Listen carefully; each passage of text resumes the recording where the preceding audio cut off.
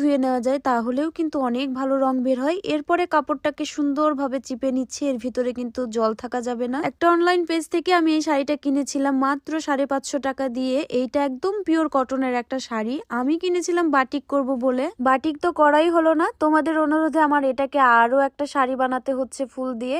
তো যাই হোক, আমি প্রথমবারের মতো করে আর এটা বানাবো না, একই রকম দুটো হয়ে গেলে আসলেই ভালো লাগবে না। এটা আমি একটু অন্যরকম করে এর জন্য বানাচ্ছিলাম, যাতে 1-2 বার শাড়ি করে পরবো, পরের বার আবার এটা দিয়ে লেহেঙ্গা বা জামা বানাতে পারি। ফুলগুলো খুব সুন্দর ভাবে ছিঁড়ে নিচ্ছি। আজকে আমি কিন্তু ফুলগুলোকে থেতো করে দেব না, আজকের এই সবগুলো ফুল আমি গোটা গোটা দেব, মানে পাপড়িগুলো শুধুমাত্র ছিটিয়ে দেব।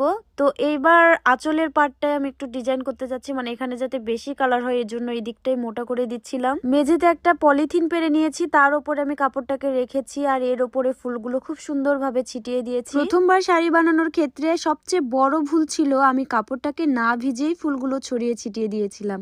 এরপরে আরো একটা ভুল, ফুলগুলোকে আমি কিন্তু ভালোভাবে ধুয়ে নেইনি, মানে ফুলগুলো একটু ভেজা ভেজা থাকতে হবে। যদি ফিটকিরি থাকে ফিটকিরি পানি দিয়ে ধুয়ে নিতে হবে, অথবা লবণ পানি দিয়ে ধুয়ে নিতে হবে। পরের বারে যখন আমি ফুলগুলোকে থেতো করে পানির ভেতরে দিয়ে ফুটিয়েছিলাম কাপড়টাকে, তখন একদম পুরো শাড়িটা হলুদ হয়ে গিয়েছিল। এইবার আমি একটু হালকা হলুদ কালার চাচ্ছি, মানে হলুদ বলতে সর্ষে ফুলের কালারের মতো। তবে জানি না কেমন কালার আসবে, দেখা যাক, পুরোটা করার পরেই বুঝতে পারবো। 100+ ফুল নিলাম, এর পরেও পুরো শাড়িতে হয়নি, অর্ধেক দিতেই আমার ফুলগুলো শেষ। মাঝে মধ্যে এই পাতাগুলো দিচ্ছিলাম যাতে একটু সবুজ সবুজ কালার আসে। আর শাড়ির অর্ধেক অংশে তো ফুল দিয়েছি, আর শাড়ির বাকি অংশটুকু আবার ওই ফুলের উপরে এনে দিয়েছি। এইবার এটাকে মুড়িয়ে বাঁধলে এই ফুলগুলোর জন্য পুরো শাড়িটাই কালার হয়ে যাবে। এইটা ভালো বুদ্ধি না বলো? অল্প ফুলেই কালার হয়ে গেল।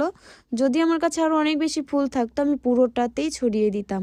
তো এইবার এই দড়িটার সাহায্যে শক্ত করে বেঁধে নিচ্ছি। এটা কিন্তু একটু টাইট করে বাঁধতে হয়। টাইট করে বাঁধলে কি হবে বলো তো, ভেতরের ফুলগুলো যেটা যেখানে আছে সেটা সেখানেই থাকবে এবং কাপড়ের কালারটা সেখানেই বসবে। এইবার কি করব বলো তো, প্রথমবারের ভিডিও দেখে তো অবশ্যই আইডিয়া পেয়ে গেছো। প্রথমবারে আমি কাপড়টাকে একদম পুরোটাই সেদ্ধ করেছিলাম, তবে এইবার শুধুমাত্র গরম ভাপ দিয়েই কাপড়টাতে কালার আনবো, যেমনটা আমরা ভাপা পিঠা করি না, ঠিক সেই রকম ভাবে। এই কাজটাও কিন্তু অনেক ধৈর্যের একটা ব্যাপার, ঠিকঠাক ভাবে না করলে কালারটা কিন্তু ঠিকঠাক ভাবে নাও হতে পারে। আমি এটাকে অনেকক্ষণ ধরে এইরকম অবস্থায় রেখেছিলাম, এরপরেও মনে হচ্ছিল যে কালার হবে কি হবে না। এইবার তোমাদের পালা, তোমরা বলো আসলে কি এই কাপড়ে কালারটা আসবে যেমনটা আমি চাচ্ছিলাম। নেক্সট পার্টে তোমাদেরকে দেখিয়ে দেবো শাড়িটার কি অবস্থা হলো।